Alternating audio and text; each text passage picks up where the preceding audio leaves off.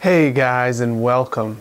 Today I want to talk about what is Lyme disease really, right? It gets a little bit confusing because there's not many doctors that are Lyme literate and, not many people know what Lyme disease really is. Well, first of all, it's called Lyme disease, not Lyme's disease, okay? You might be laughing about that because a lot of people think it's Lyme's disease. I know my parents always say it. I have a lot of friends that always say Lyme's disease. It's pretty funny because it's actually Lyme disease. So Lyme disease, the term, came from the 1970s when the disease first emerged on the scene. Young kids in Lyme, Connecticut were having arthritic joint pain at a young age. And it just didn't make any sense, so the doctors looked into it and found out it was something completely different than just arthritic joint pain. It was Lyme disease. Turns out though that Lyme disease was here all along, and the oldest known person infected with Lyme disease is known as Otzi the Iceman. His body was found frozen and mummified in the Tyrolean Alps. Well, Lyme disease is an infection of the Borrelia type bacteria. Borrelia is the genus, Burgdorferi is the species name. So together it's Borrelia burgdorferi. They're known as spirochetes, which means they're said to be shaped like little spirals. But to the human eye, they're shaped more like worms that can transform and do things such as roll up into balls, turn into spirals, and straighten out in a straight line. Although many people believe that Borrelia burgdorferi is the only bacteria that causes Lyme disease, they're wrong. There are many co-infections, including Babesia, Bartonella, Ehrlichia, Mycoplasma, Anaplasma, and the list goes on. It's really important to realize that all of these bacteria get lumped in together in the collective noun that is Lyme disease. Despite popular belief, the hard tick or the black-legged tick is not the only carrier of the Lyme disease bacteria. It's found in birds, lizards, mosquitoes, and in fact, it's found in 300 other different species. Yes, I did say birds, which you know what that means. It migrates to the entire rest of the world quite easily, which means that Borrelia and its co-infections can be found everywhere.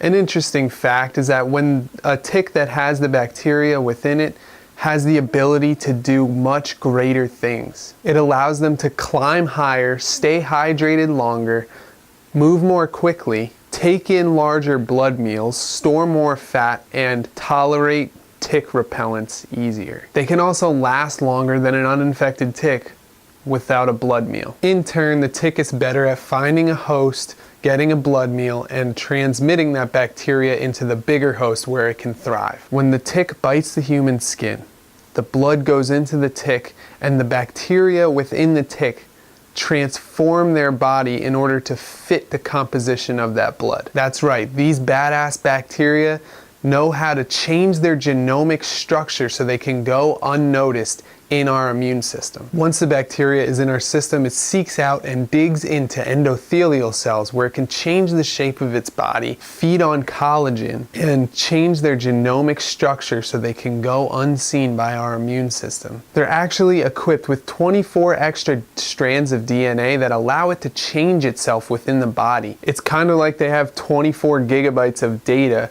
stored in them so that they know how to change their body when they get into their host. They also have different lipoproteins that can change the outer surface of the bacteria in order to go unnoticed and, fit in. You can think of this like putting on a different jacket so they fit in with the crowd around them. In other words, these badass bacteria have a ton of different ways to survive, go unnoticed, and live within our body. Most of the food that the bacteria eats is in collagen-like substances throughout the body. Wherever they feed on your tissues, that's where you'll feel the symptoms. If it's in your heart, you'll get cardiac symptoms.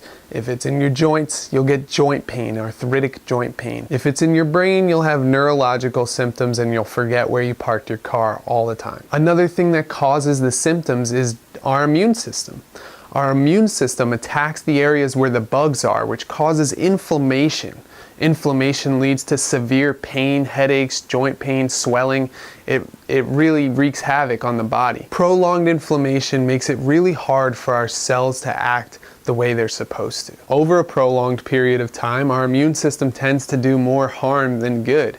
It's just not meant to stay inflamed and fighting for as long as it is with people with chronic illness. Because of the ability of the bacteria to change, the symptoms can die off, go away, change, come back. They can do all types of different things. You can have a different symptom pattern today than you do tomorrow.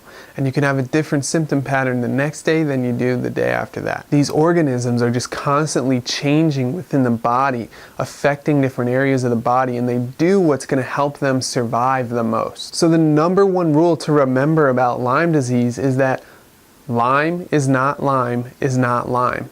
In other words, your Lyme disease is different from my Lyme disease, is different than your neighbor's Lyme disease. It's different in different people no matter what, because the organisms change themselves to 4 different bodies. What you'll see in the coming days is how this personalized behavior makes Lyme disease so hard to diagnose, treat, and move past it. There are problems from the very beginning, including how the disease is diagnosed, and through the very end, including how it's being treated or not treated. But the one important fact remains. You or a loved one is suffering from Lyme disease. You may not be feeling that great right now. And you probably have a unique symptom picture just like everyone else who gets Lyme disease. The symptoms are scary, almost as scary as the unknowingness and controversy revolving around Lyme disease. Listen, I've been there. I've been plagued with this terrible disease, the disease that took my health, flipped it on its head, and took copious amounts of time from my family, from my business, from my life. I know what it's like. I've been there, I've battled it, I still battle it day to day, and now it's my turn to help you or a loved one feel safe again, by giving them a healthy lifestyle without worry. Tomorrow we'll talk about the difficulty in diagnosing Lyme disease and how to navigate those waters for the first time. You'll hear how the tests work, what the flaws are, how to avoid false negatives, and the most accurate test to date. So make sure you look in your email tomorrow to get that video. I'm Ryan Kearns, and I'm so glad you made it here, and I hope that I can help you along the way. See you guys tomorrow. Bye-bye.